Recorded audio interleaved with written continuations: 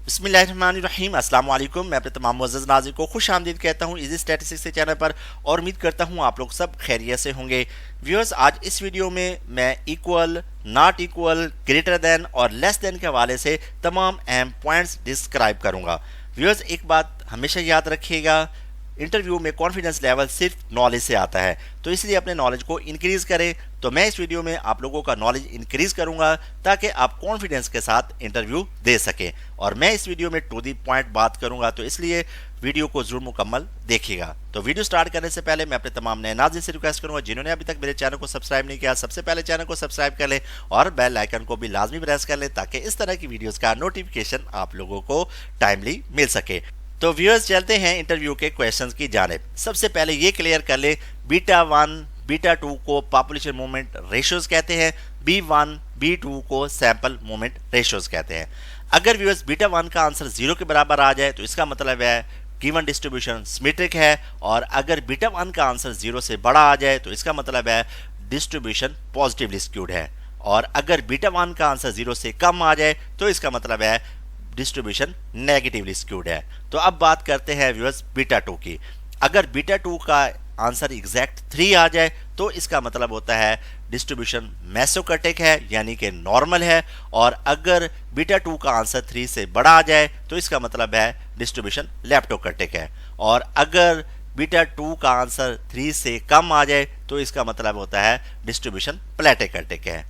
तो अब बात करते हैं व्यूअर्स कोएफिशिएंट ऑफ स्क्यूनेस की। अगर कोएफिशिएंट ऑफ स्क्यूनेस का आंसर एग्जैक्ट 0 के बराबर आ जाए तो इसका मतलब है डिस्ट्रीब्यूशन सिमेट्रिक है, और अगर कोएफिशिएंट ऑफ स्क्यूनेस का आंसर 0 से बड़ा आ जाए तो इसका मतलब होता है पॉजिटिवली स्क्यूड, और अगर कोएफिशिएंट ऑफ स्क्यूनेस का आंसर 0 से कम आ जाए तो उसे कहते हैं नेगेटिवली स्क्यूड। तो अब व्यूअर्स हम बात करते हैं कोएफिशिएंट ऑफ कोरिलेशन की। याद रखिएगा, कोएफिशिएंट ऑफ कोरिलेशन को R से रिप्रेजेंट किया जाता है। अगर व्यूअर्स R का आंसर एग्जैक्ट +1 आ जाए तो इसका मतलब होता है परफेक्ट पॉजिटिव कोरिलेशन, और अगर R का आंसर 0 के बराबर आ जाए तो इसका मतलब होता है no correlation, mean variables are independent, और अगर व्यूअर्स R का आंसर एग्जैक्टली -1 आ जाए तो इसे कहते हैं परफेक्ट नेगेटिव कोरिलेशन। तो अब बात करते हैं व्यूअर्स कोएफिशिएंट ऑफ एसोसिएशन की। कोएफिशिएंट ऑफ एसोसिएशन को Q से रिप्रेजेंट किया जाता है। अगर Q का आंसर एग्जैक्ट +1 आ जाए तो इसका मतलब होता है एट्रीब्यूट्स कंप्लीटली एसोसिएटेड होते हैं, और अगर Q का आंसर 0 के बराबर आ जाए तो it's mean attributes are independent, और अगर व्यूअर्स Q का आंसर -1 आ जाए तो इसका मतलब होता है एट्रीब्यूट्स कंप्लीटली डिसएसोसिएटेड। अब बात करते हैं व्यूअर्स ए बी एट्रीब्यूट की।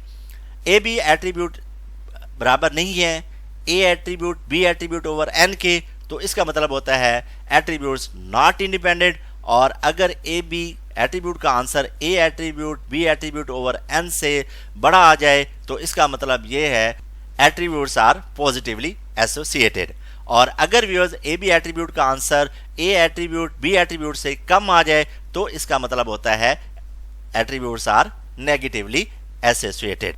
तो अब व्यूअर्स बात करते हैं N.R.R की, यानी कि नेट रिप्रोडक्टिव रेट। अगर नेट रिप्रोडक्टिव रेट का आंसर एग्जैक्ट 1 आ जाए तो इसका मतलब होता है फीमेल पॉपुलेशन इज स्टेबल, यानी कि फीमेल पॉपुलेशन कांस्टेंट है, और अगर नेट रिप्रोडक्टिव रेट का आंसर 1 से बड़ा आ जाए तो इसका मतलब होता है पोटेंशियल मदर्स आर इंक्रीजिंग, और अगर नेट रिप्रोडक्टिव रेट का आंसर 1 से कम आ जाए तो इसका मतलब होता है पोटेंशियल मदर्स आर डिक्रीजिंग। तो अब व्यूअर्स आज के लास्ट टॉपिक की बात करते हैं expected value of theta hat. याद रखिएगा व्यूअर्स, अगर expected value of theta hat theta के बराबर आ जाए तो इसका मतलब ये होता है कि एस्टिमेटर यानी कि फार्मूला अनबाइस्ड है, और अगर expected value of theta hat बड़ा आ जाए थीटा से तो इसका मतलब है ये पॉजिटिवली बाइस्ड है, और अगर expected value of theta hat less than theta आ जाए तो इसका मतलब होता है नेगेटिवली बाइस्ड। तो ये थी व्यूअर्स आज की वीडियो, और मैं यहाँ पर आप लोगों को बताता चलूँ ये 24 क्वेश्चंस MCQs में भी पूछे जाते हैं। तो उम्मीद करता हूँ व्यूअर्स आज की वीडियो से आप लोगों ने काफ़ी कुछ सीखा होगा। अगर सीखा है तो ज़रूर इस वीडियो को लाइक, कमेंट और शेयर कीजिएगा। मिलते हैं एक और नई वीडियो के साथ, तब तक अपना और अपने घर वालों का बहुत सारा ख्याल रखिएगा। अल्लाह हाफिज़।